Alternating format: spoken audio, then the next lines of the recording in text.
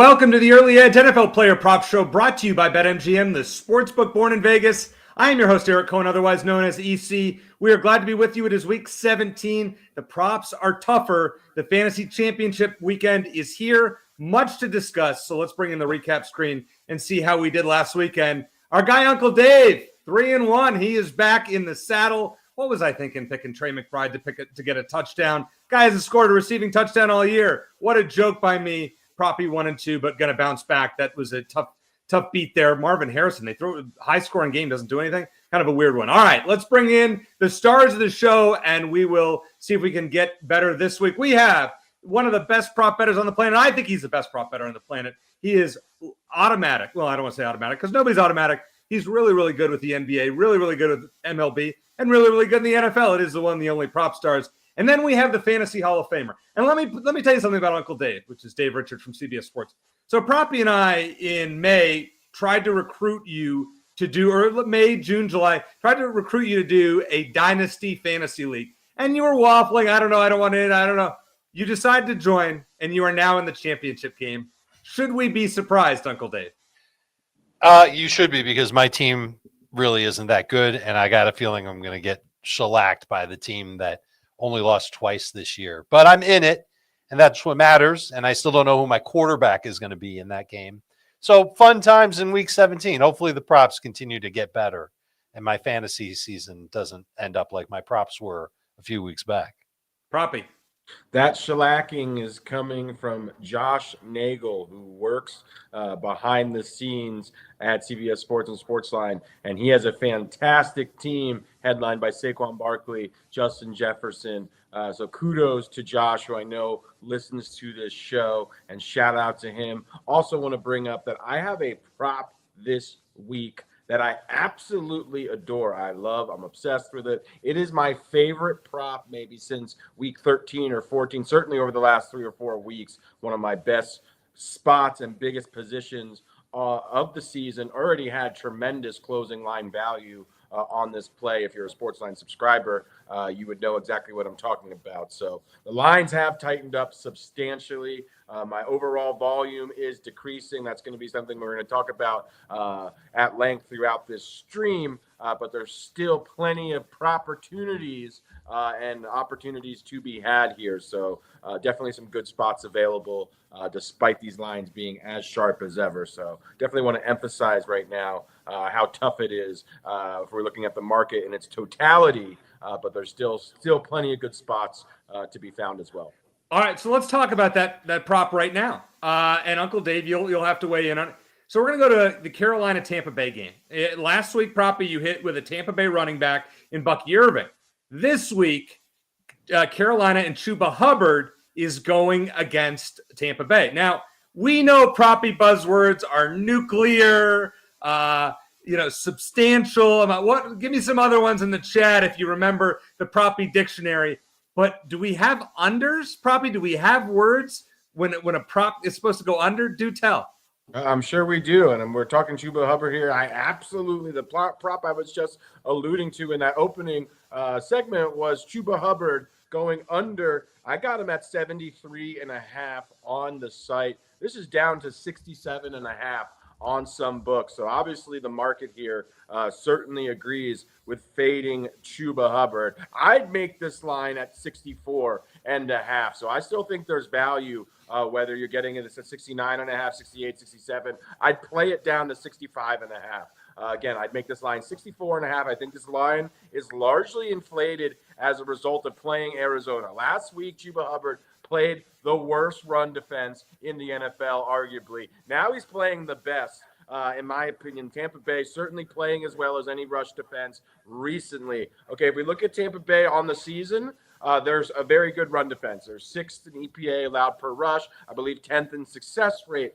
However, if we zoom in, they have been significantly better recently. That coincides with that front seven being healthy, having Vita Vea healthy as well. Since week 13, they are number 1 in EPA per rush. No team has had a more drastic improvement since week 13 either than this Tampa Bay run defense. If we're talking EPA and we're looking at basically a 3 or 4 week sample size here. Also, week 13, they faced Chuba Hubbard, held him to, I believe, 12 carries on 43 yards. Another component of this play that I absolutely love, because this one checks every single box for me, is Tampa Bay are 8-point favorites, and this game, they need to win this game. Obviously, Carolina has long been eliminated for this. Chuba Hubbard could easily get game scripted out of this. I wouldn't be surprised if he has under 15 carries, maybe 12 carries, similar to what happened in week 13, because we know Tampa Bay wants to win this game. They're over a touchdown favorites as well. So again, this one checks every single box for me.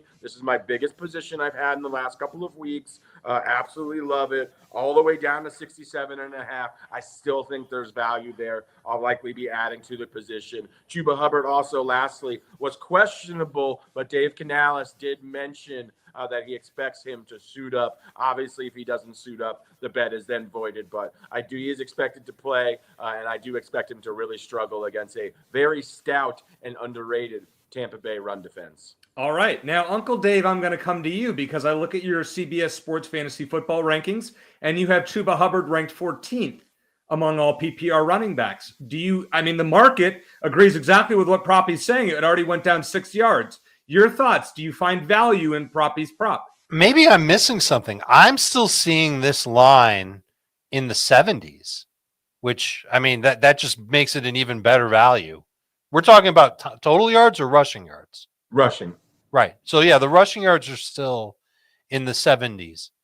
I was referencing Canby and Sugar House, which is the book that I have access to. His line's currently 67.5 there. Okay, so I'm seeing it higher in some other books, and I think I'm encouraged by how encouraged you are more than anything else. I think what I like about Chuba Hubbard is that he is a huge part of what Carolina's offense has been. Yes, Tampa's run defense has been lights out. Past 5 games, it's like 3.4 yards per carry, and something like less than 5% of the runs that they've let up have gone for more than 10 yards. It's been an amazing job by a really improved defense. I think I love it. I really do. I would expect Chuba Hubbard.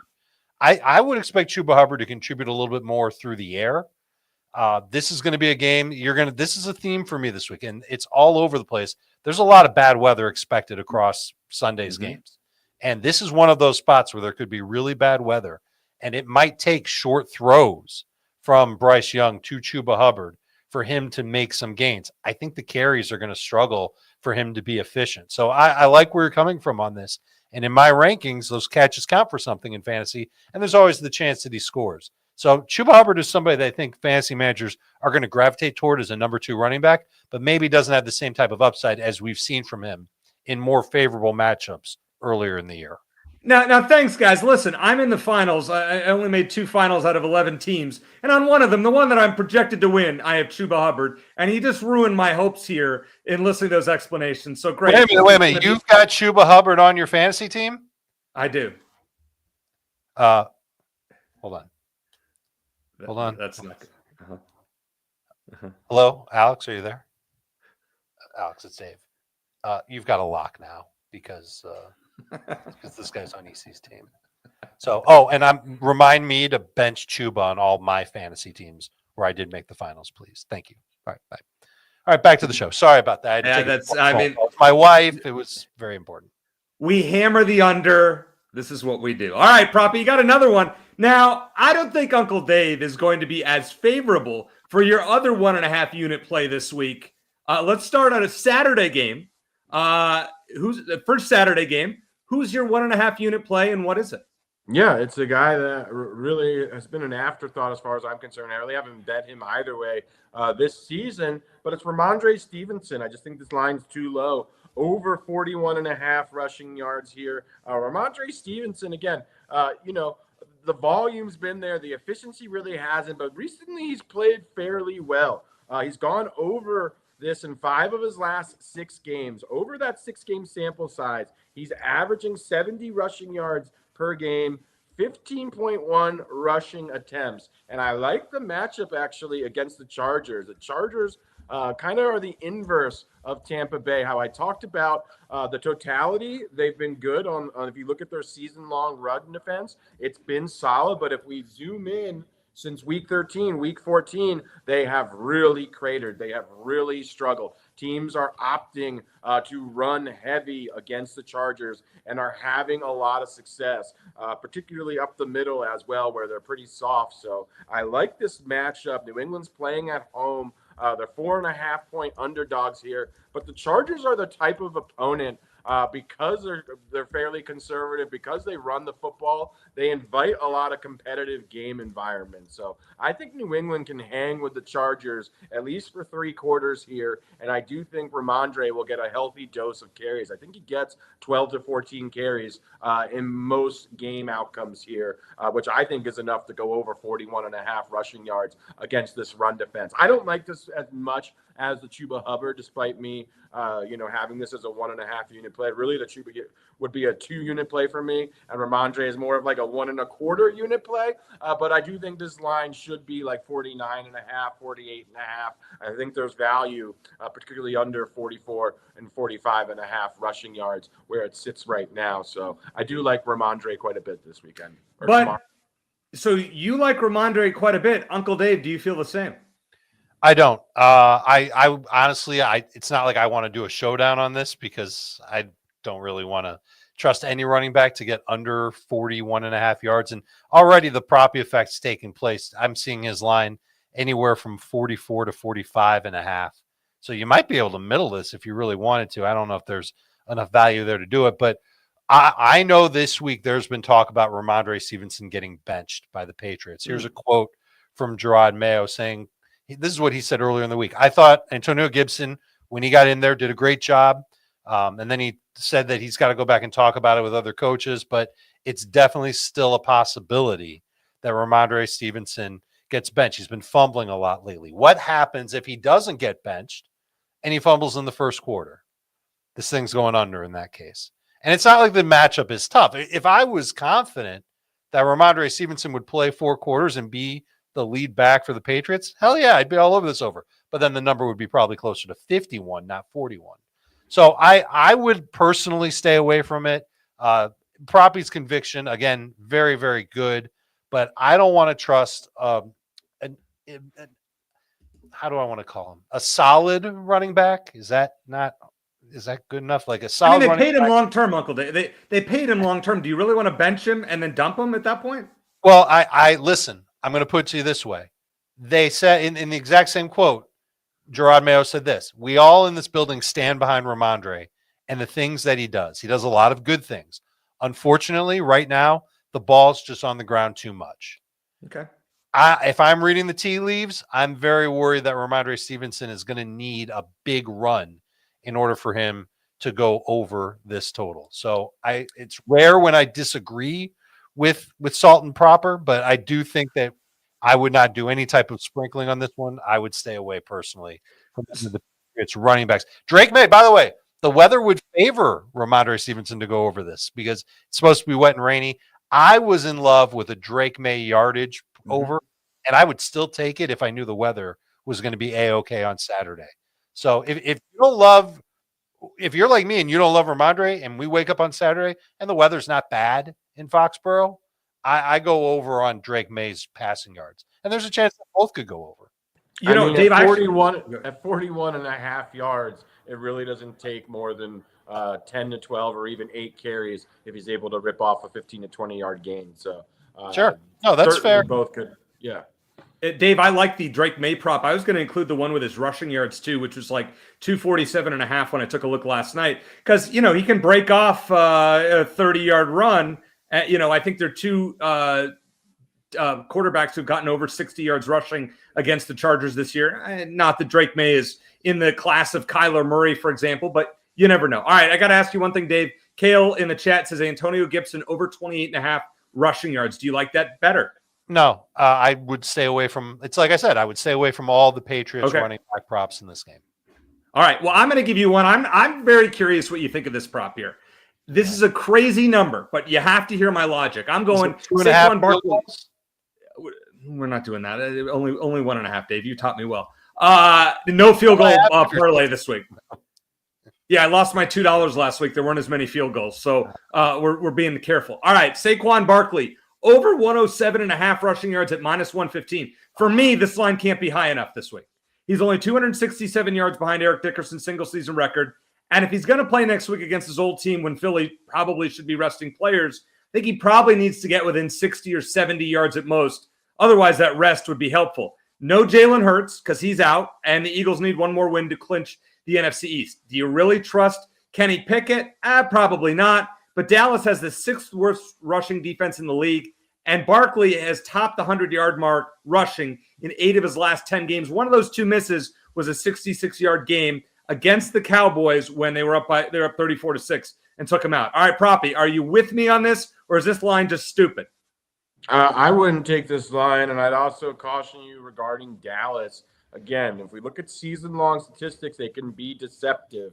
Dallas's run defense has been a lot better recently. Again, I would encourage anyone to look both at the season-long statistics, but also look at what's been happening recently. And you can look at charts on EPA since Week 13. Dallas's run defense has made significant improvements. So I don't think this is quite the cupcake matchup that may appear at first glance. That being said, we're talking about Saquon Barkley, who's absolutely been brilliant this season, and he's more than capable of busting off multiple big runs and eclipsing this line. I would just say I don't think it's quite the good matchup that it was 6-7 weeks ago, where Dallas was getting run all over, and we're talking about triple digits here. So for me, I'd personally stay away. All right, Dave, do you agree with what Proppy said and stay away, or are you with me that Saquon's going to bust out and break this record next week? So he's 268 rush yards away from breaking Eric Dickerson's single-season record. Correct. That's a lot of yards. And I think if he got somewhere in the neighborhood of 100 this week, maybe they try and get him the record next week. But that game against the Giants, Week 18, usually these are meaningless games. And the last thing the Eagles want to do is risk Saquon Barkley, who has suddenly become a very important part of this offense with Jalen Hurts concussed, having him get hurt right when they're on the doorstep of the playoffs. I think the line's way too high. Proppy is absolutely right about how good the Cowboys' run defense has been over their last 5 games. 5% 10-yard rush rate allowed in their last 5 games, 3.7 yards per carry. These are stats that matter to me when I judge an opposing defense. And now that Kenny Pickett's under center, what do you think the Cowboys are going to do? You think they're scared of getting beat deep by Kenny Pickett? I guarantee you they're not. All that being said, dude, it's Saquon.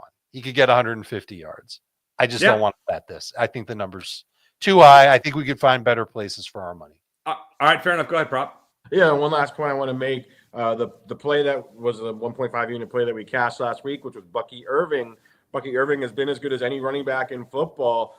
Dallas probably defended him as well as any defense has over the past 5 or 6 weeks. So even look, they did a good job containing him. So, yeah, the run defense has really made some drastic, significant improvements. All right, I'm taking my shot, saying that he gets a chance next week to break the record. A few of you in the chat think I'm crazy, Eric. Gee, Sean, you say not happening. This is a sacred record that's been around for 40 years. If you have a chance to break it, you got to do it. Now, it's not the same because Dickerson did it in 16 games, and Saquon's going to do it in 17 games. But you say the same about Ashton Genty in the Fiesta Bowl, where he's trying to break Barry Sanders' record, which didn't include bowl games and was in fewer games. You still break a record's a record. I get there more games and all. I think they would let him go for it. If he's close, he needs at least 150 this week to get to that point. I think I'm going to ladder this one. I'm going to do it. And if I lose, okay. So I'm doing it. I mean, if he's going to go big, I mean, he wants this record. His offensive lineman, he just bought him golf carts. He and Jalen Hurts. I don't know if you guys saw that video where they bought him all these golf carts, these personalized golf carts.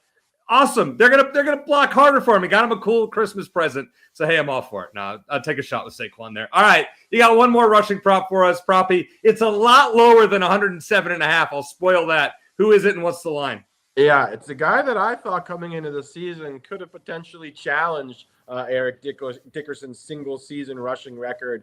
And it's been a largely disappointing season for this guy. But it's not been quite as bad as I think, some the fantasy community might believe. And that's Breece Hall going over 45.5 rushing yards here for Breece Hall versus Buffalo. Again, we're talking about 46 rushing yards for Breece Hall. He's been over this in 10 of 14 games on the season, 6 of his last 7 games as well. And if we're looking at Buffalo's defense, again, on the season, they've been fairly good. They've been a good run defense. They have cratered in recent weeks. They have been one of the worst run defenses since week 13. I also would point to Breece Hall being off of the injury report. I don't think he's quite 100%. We haven't seen that same level of burst and explosiveness that you think of when you think of Breece Hall, who's capable of ripping off, big chunk gains. But he looks a little bit healthier to me. I think it's also notable that, again, he hasn't even been on the injury report whatsoever this week. So I'm hopeful that he's feeling a little bit better. But at just 46 yards, to me, it's a must play if Breece Hall is under 50 yards versus any opponent almost, especially one that hasn't been a very good run defense recently. So to me, this is a no-brainer spot to back Breece Hall. All right, Breece Hall it is. What a disappointment. If you took him, and I was big on him in fantasy leagues, I only got him in a couple, but if you were big on Breece Hall, what a massive disappointment. And it'll be interesting, Dave, I don't know if you put out your preseason or early rankings for 2025 yet, probably not. Nope. But I'm very curious to see where you will have Breece Hall go, what round, probably late second or so. Maybe I would say third's probably too low. It's going to be very interesting. Any quick thought on that, on Breece? Yeah, well, listen, he started the year very strong. He had at least 18 PPR points each of his first 3 games. He had a bunch of games with over 20. Just the second half of the year, things bottomed out for him. And it's because of the injury. And Proppy's right. He really has not been explosive lately. And that's what makes me nervous. I think I'd rather take this over than the Rhamondre Stevenson over, because there's no talk about Breece Hall getting benched. In fact, his snap rate went up quite a bit last week. So there is encouraging signs here for him to get 50 yards, but I would still probably not put too much on it. Did you say how many units you'd play this for, Proper? This is just a standard 1-unit play for me. I'd go sprinkle, maybe double sprinkle max on this one, just because I'm nervous about how he'll hold up. And also don't forget that the entire brain of the Jets offense right now is Aaron Rodgers. Whatever he wants to do, he's going to do. And so if he wants to hand off 30 times, he'll do it, but I don't think that's what he wants to do.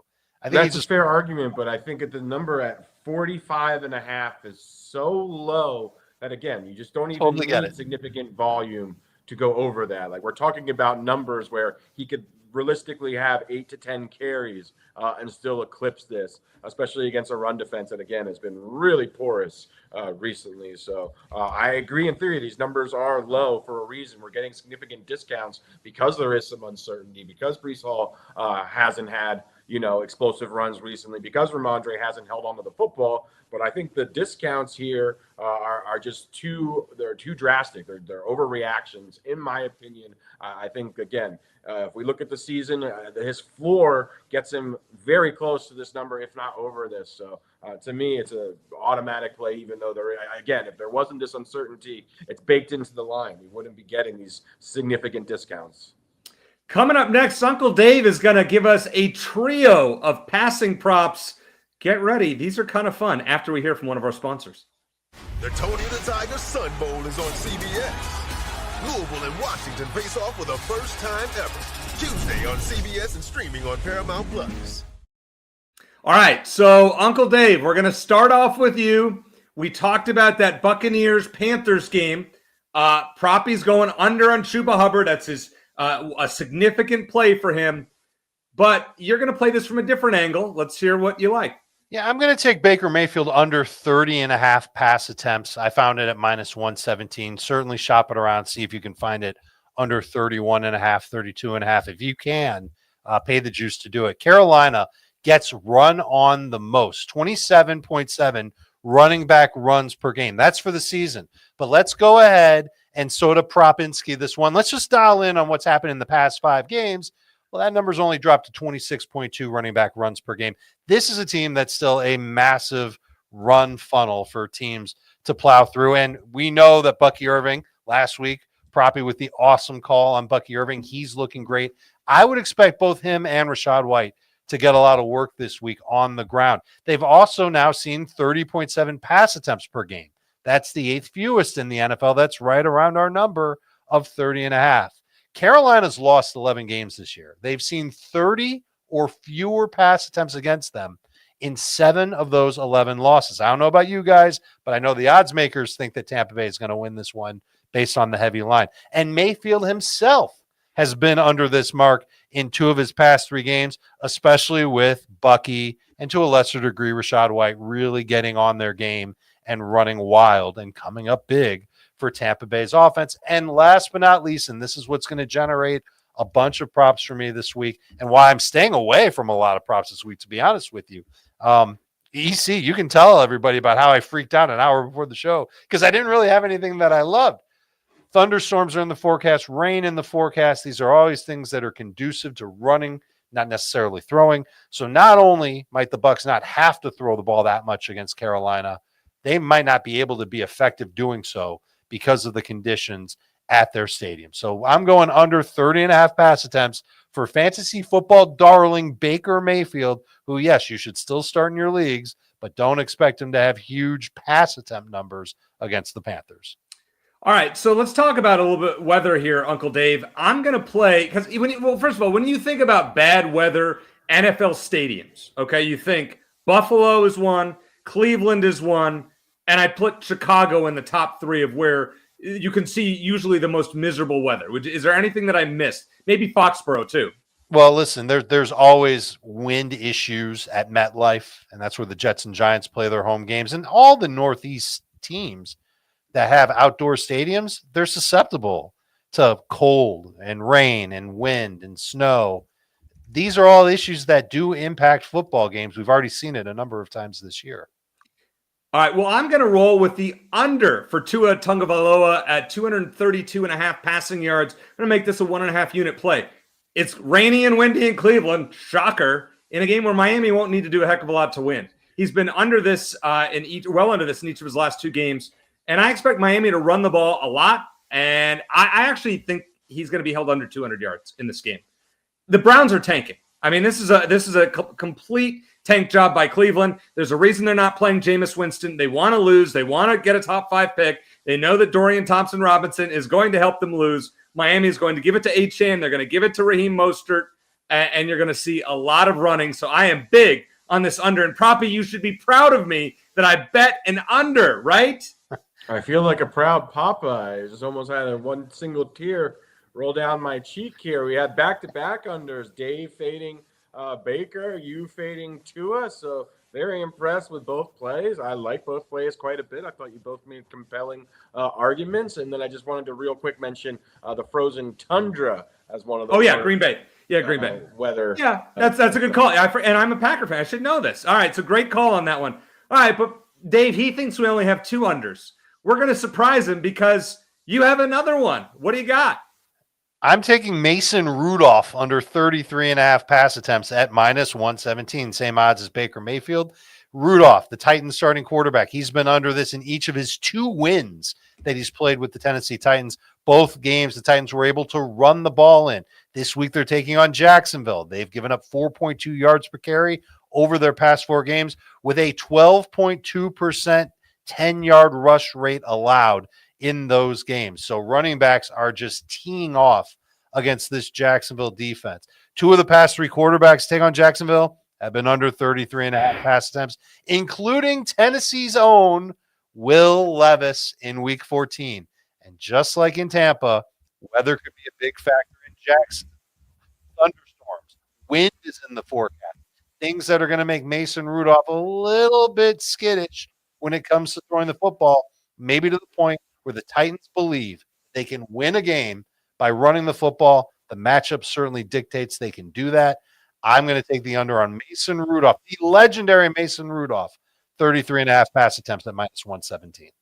Go ahead, Prop. This one worries me a little bit here, mainly in the event that I think there are game scripts where Mason Rudolph has to throw the football a lot. So if we look at Jacksonville as an opponent, teams do run on them, but they're also able to pass on them.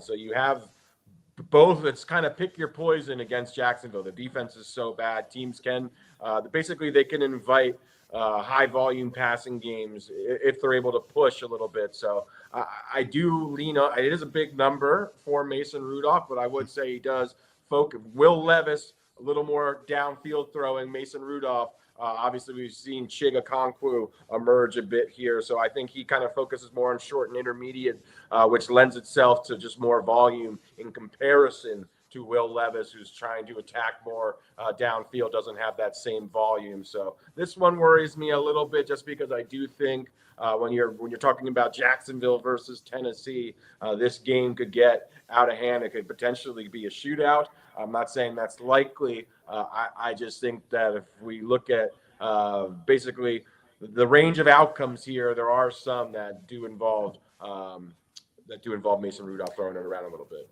You know, we do have the foremost fantasy football expert on the planet, as far as I see it, on this program. So I'm going to ask a question selfishly. And Dave, I promise you have never been asked a question of this magnitude. I am in a 2 QB league in the finals. I had Jalen Hurts. He is out on Sunday. So I've come up with the 3 best options that are on the waiver wire: Bryce Young, Mason Rudolph, or Aiden O'Connell. Which of these 3 would you start to try to win a fantasy title? Yes. I think Bryce Young, if the weather was okay, would be my easy pick. Okay. But because I'm very concerned about the weather, and we're just going to have to check forecasts, and usually my MO with weather is wait until an hour before kickoff anyway. But the forecasts have been so consistent lately, and especially this week, that I'm trying to get ahead of it. I think I might take O'Connell, and I might be starting O'Connell in that league that you mentioned earlier. Wow. Against Josh, is it, who's got the almost undefeated team in our dynasty league? Go ahead, Prop. I believe it was the great Milli Vanilli that said, "Blame it on the rain." Oh, man. You know, you never know what you're going to get on this show. And now Milli Vanilli references.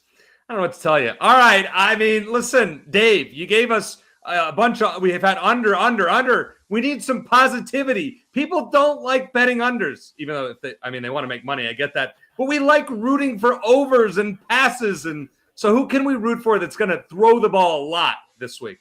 Number 1, if we have a terrible week, this will be the last time that Milli Vanilli is ever mentioned on our show. Number 2, there's nothing wrong with taking an under if you believe in it happening, and they can be just as much fun to root for as overs. But you're right. I do have an over. It's Brock Purdy over 30.5 rush attempts. That would be a bad over.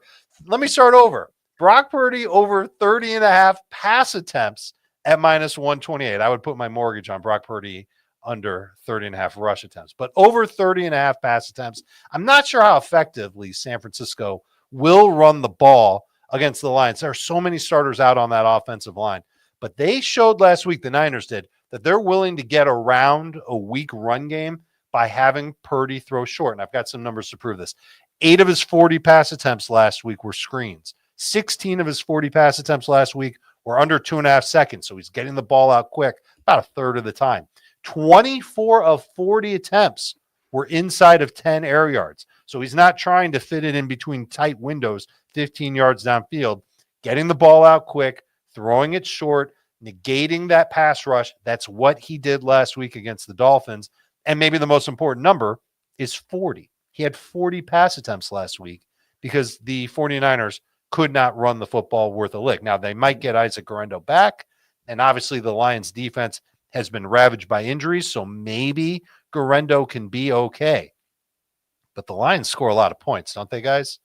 And so if they're going to put up a lot of points, I think the Niners are going to have to match it, and that means Brock Purdy is going to have to throw a lot because I don't think Isaac Guerendo will carry the mail. And guess what? No weather issues in the forecast for this game. Light wind, 6% chance of rain in Santa Clara, California. This is the type of situation that we can feel good about betting right now. It's a little juicy, so shop around, but Brock Purdy over 30.5 pass attempts. And I'd play this all the way up to over 32.5 pass attempts. I think he's going to be a busy boy. Go ahead, Proppy. Spoiler alert, this is my favorite prop from Dave. I think this is a really good look. Makes all the sense, especially the opponent, Detroit. We know that they are conducive to these game environments where you just see a lot of passing volume, both because they can force you to, and they're also a bit of a pass funnel as well. So I love this spot. I think it's a really good look. I agree with Dave. The number should probably be 32.5 for Brock Purdy, 50.5 point total. Again, I reference this a lot. You can get some information from the odds makers if we look at the total or the spread. And this one, would certainly signal potential shootout here where we see an uptick in passing volume. So I like this quite a bit. I like it as well. Great pick there, Dave. You found a good one, a good over. People are happy. Sean in the chat says it best. He says, nobody wants to be the guy at the bar booing when everyone is cheering, LOL. Exactly. We need overs. And we also want to make money. I mean, that's what it's all about. We're doing the show to ideally make money. Speaking of making money, I hope you can make money off this one receiving prop that we have this week. It's from me, Courtland Sutton, over 64.5 receiving yards, minus 115. I'm making this a 1.5 unit play. Listen, this is a game against Cincinnati that's a 49.5 point total. That's shootout potential. And the Bengals don't really get a ton of quarterback pressure. The Broncos have a pretty darn good offensive line. But Cincinnati's given up 45 completions of 20 or more yards, which is 10th most in the league, and 9 connections of 40-plus yards, which is 5th most in the league. He has been targeted, Sutton has, on 26% of his routes, and Cam Taylor-Britt is not all that great. So Sutton should get back in the swing of things, and I think he's going to post at least a 75-yard day, if not more than that. So I think we have some value here. Now, he was over in 6 straight games before the last 2 where he was been under. So I'm feeling pretty good about that. Dave, am I on to something with Courtland Sutton here in a potential shootout? I don't have enough time to really study Cam Taylor-Britt and whether or not he'll be the one covering Courtland Sutton. And I don't think the weather is forecast to be quite as bad in Cincinnati as it's going to be in other places. With those two things being said, I love this one. I think that this is a great prop. I do think Denver is going to have to throw the football a lot to keep up with Cincinnati. Not that this is a playoff game per se, but we know that if Denver wins, Cincinnati's season is over. A lot of teams' seasons are over as far as playoff aspirations go. And if Cincinnati wins and Denver loses, there's all kinds of chaos that can be unleashed in week number 18. So I think we are going to see a competitive game and one where Bo Nix is going to have to throw a lot. He will trust his number one receiver. Fingers crossed that it's not blustery winds and heavy rain in Cincinnati on Saturday. So, Proppy, I know you didn't make any receiving props, but you and I discussed a few before the show that I know you wanted to talk about. So please enlighten us. Yeah, there's 2 that I wanted to talk about. One that would absolutely be a play for me once we have a little more lineup clarity, and that's going to be Josh Downs. You can find this line available right now for the record. It's Josh Downs under 4.5 receptions. This is a green light for me, maybe even a 1.5 unit play for me in the event that Anthony Richardson is active. He's going to be questionable coming into this game. He has yet to practice. We've seen some various reports indicating he has a chance to suit up. And recently, having not practiced, it looks like he's maybe a long shot. Shane Steichen saying he was just sore. So kind of all over the place. I figure we will know by late Saturday, early Sunday at the latest. Typically overnight, you'll get those reports of a player of his caliber, whether or not he's going to suit up. I will have an alert set because if Anthony Richardson suits up, this is such a good fade of Josh Downs. Josh Downs under 5 receptions in 9 of the 10 games that Anthony Richardson has started and completed. Again, how I just talked about how we can glean information from other lines, whether it be sides and totals. You can get information from this prop, from Anthony Richardson's completion prop. It's set at 14.5. Obviously, he is not a high-volume passer, and he's passing down the field. So 5 receptions is simply a massive ask for any wide receiver in the offense that Anthony Richardson is quarterbacking. The one game he went over, he had 5 targets for 5 receptions. So just barely got there. Then also the Colts, I believe, are 6.5, 7.5 point favorites in this game against the Giants. What are they going to do? They're going to run the football. Jonathan Taylor's rushing line is over 100 yards. So we talked about Saquon in the triple digits. He's in the triple digits as well. So I just do not see very many outcomes here where there's a lot of passing volume. Now, if Joe Flacco is under center, there could be uptick in passing volume, and he also loves taking advantage of the short and intermediate parts of the field and targets Josh Downs heavily. So that's not a play for me if Flacco is under center. But if Anthony Richardson gets the green light, I absolutely love fading Josh Downs. The other play that I have that I also like, more of a half unit play, not a full unit play. I'll tell you why. It's Quentin Johnston under 3.5 receptions here. Again, 4 receptions is a big ask for Quentin Johnston, under in 9 of 13 games this season. The 2 recent games that he went over, he had 5 receptions, were against Tampa Bay and Kansas City, and the Chargers were trailing heavily in both those games, and we saw an uptick in passing volume from Justin Herbert. That's not going to be the case against an opponent like New England. I just don't see a lot of passing volume here. Also, teams are opting to run the ball against New England. They've given up the 3rd most yards to opposing running backs this season. So I don't see a lot of dropbacks in most scenarios for Justin Herbert. But because it's New England and because the defense is almost equally atrocious against the pass as they are against the rush, it's, again, a half unit play for me, not a full unit play. Because if Justin Herbert decides to drop back 33, 35 times, or the Chargers decide to have him drop back, Quentin Johnston can certainly attain this number against a defense this bad, but I just think it's very unlikely considering the opponent, considering what the Chargers are likely to do. So more of a lean is Quentin Johnston under 3.5 receptions. And again, have alerts set. If Anthony Richardson suits up, Josh Downs under 4.5 receptions is my second favorite play of the week.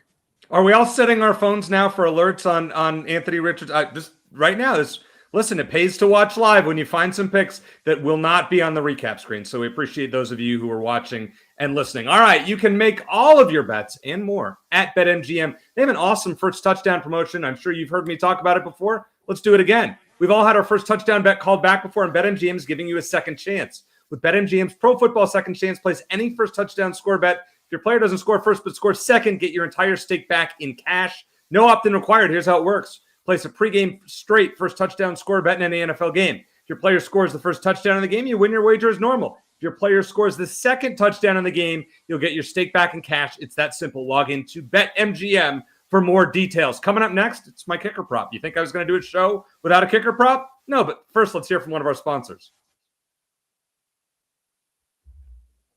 All right.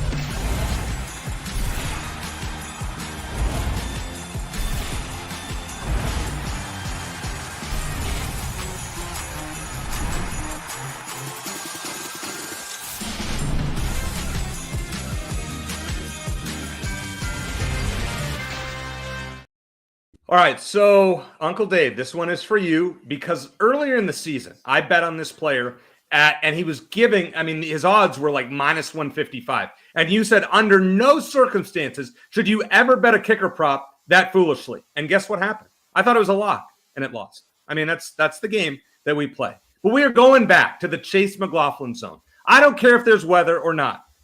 It is time for Chase. I'm telling you, he's used to it in the Florida swamp. We're getting over 1.5 field goals at even money. So you know what? I'm going to take a shot. Just one unit play here. He had 4 made field goals against Carolina in week 13. And the Panthers are giving up field goals like crazy. They have given up 3 or more made field goals in 4 of their last 5 games.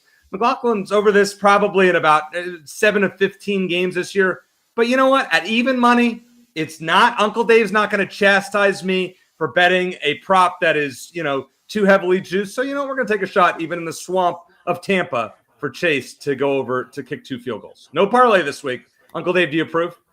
Oh, if the weather forecast is just okay, maybe it's not crazy thunderstorms and heavy rain, but if it's light rain or better yet, no rain, it should be like a 2-unit play. The Panthers, their defense is terrible. Now, the only thing you really have to worry about is does Tampa Bay do so well offensively, maybe just running the football, that they just pass up field goal opportunities and just keep going for it on fourth down. If that's the case, then you almost need something to happen like what happened with the Packers on Monday, where they just absolutely dominated the Saints, and they fell into a couple of situations where Brandon McManus kicked a couple of field goals. I know this because I went up against McManus in one of my leagues and lost because of it. Nice going, BK, starting Brandon McManus, but that's besides the point. If it ends up even going that way, this can still hit. I love that it's not juiced at all. I think it's that way because of the weather, though. So the second that I find out, maybe I'll set an alert for the weather, guys. As long as the weather's okay in Tampa, I would take this over myself. I'm just going to say this. I'm setting alerts for you on X on Sunday because you will update us all with weather and everything else that's going on. Uncle Dave is a great follow. He has a ton. I mean, both of these guys have so many people. I couldn't dream of having as many followers as you guys have. I mean, by far, it's crazy. So it's pretty cool. I will definitely check that out on Sunday. Also, before we get into the recap screen, I want to just say something real quick. Greg Gumbel, a CBS colleague of ours, I never had a chance to meet him, but one of the best of all time, passed away at the age of 78. Uncle Dave, did you know Greg at all, or any thoughts? We have a ton of mutual friends, but I never had the pleasure of meeting Greg. But just like everybody out there, Selection Sunday of the college basketball tournament was always hosted, it seems like forever, by Greg Gumbel, and not seeing his cheery face is going to make me sad moving forward. He absolutely was a beacon of positivity at CBS. I know that pretty much everybody who's part of the broadcasting group at CBS loved Greg Gumbel, and he will be sorely missed by our company. I'm really glad you brought it up. Rest easy, Greg. Thank you for your contributions to CBS. And one of the great talents who could do it in the studio or play-by-play. Because remember, before Jim Nantz took over play-by-play, Greg Gumbel was CBS's lead NFL play-by-play guy for a decade or more. So it takes a special talent to be able to do both at such a high level, and he was able to do that. So RIP to Greg Gumbel, one of the best. All right, getting back to the show here, let's bring up the recap screen. Let's see what the guys have this week and make our picks. All right, Proppy is on Rhamondre Stevenson over 41.5 rushing yards at minus 111 for 1.5 units. Breece Hall over 45.5 rushing yards, minus 111. And Chuba Hubbard under 73.5. He would play this a lot lower, minus 115 as for 1.5 units. Uncle Dave is on Baker Mayfield under 30.5 passing attempts, minus 117. Mason Rudolph under 33.5 passing attempts at minus 117. And Brock Purdy, that we love those overs, that over 30.5 passing attempts at minus 128. I am on Tua Tagovailoa under 232.5 passing yards at minus 115. That's a 1.5 unit play for me. Saquon Barkley over 107.5 rushing yards at minus 118. Courtland Sutton over 64.5 receiving yards at minus 115. That's also 1.5 unit play. And Chase McLaughlin over 1.5 field goals at even money. All right, Uncle Dave, what is your favorite play on the board that is not yours? My favorite play is going to be the Chuba Hubbard rushing one. I think that's a really good look for Proppy. If the weather was going to be okay in Tampa, though, I'm not lying. I really like the Chase McLaughlin field goal one. You finally unearthed a kicker prop that I'm kind of envious of. So I think that should work. Just don't go parlaying it 7 different ways. Yeah, we will. We will. Other kickers. No. Whatever you're going to spend on that parlay, just put it on. It's even money. But Uncle Dave, money. Just take the simple bet. Don't make it complex. Don't give the books a bigger edge than they already have. But Proppy always says, if you're going to do a parlay, make sure it's a correlated parlay. So Chuba under 73.5 rushing yards, Baker Mayfield under 30.5 passing attempts, and Chase McLaughlin over 1.5 field goals. That'll net you probably 4 or 5 to 1. Sounds pretty. You guys wanted a parlay in the chat. You got one there, Proppy. I know you like Brock Purdy, his pick that Dave made. Anything you like of mine as well? For our audio listeners, my eyes were just rolling back in my head when we heard that entire take regarding the kicker prop there. So I do love the Brock Purdy play. That's my favorite play across the board. That isn't my own. I also really like that Tua spot as well from you, EC. I think that's a very sharp look I think both plays are exceptional. I'll be betting both of these shortly after the conclusion of this stream. So that should tell you I put my money where my mouth is. What do we have to do to get you guys to make a kicker prop for Week 18?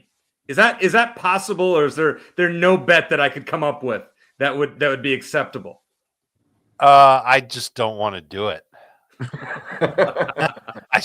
I value my money too much. Just so you know, I'm looking at a book online.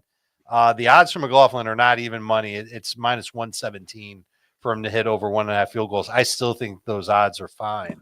It would be plus 460 for the same game parlay of Baker under 30.5 pass attempts, Chuba under 71.5 rushing yards, and McLaughlin to make 2 field goals. So about 5-1. That's pretty. I mean, it's terrible. We don't want to do parlays. What a horrible idea. Even Proppy is shaking. No, bad boy. He is nodding. If you're listening to the show, not watching, Proppy is nodding because even to him, you can go down at the casino there and put that in. It's not a terrible ticket. I've seen parlays. Maybe it's worth $4. Okay, big bet. A multiplier of that. A $4 parlay. A multiplier of that $4 parlay. All right, guys. As always, really enjoy it. Happy New Year to all of you. We will be back. We're doing this Week 18. We got the playoffs. We got you covered. It's my favorite show to do every week. I love being on with you guys. Want to thank Debo behind the scenes, did a great job producing for us this week. So for Prop Stars and Uncle Dave, I am EC. And as I always like to say, let's hit it big. Good luck.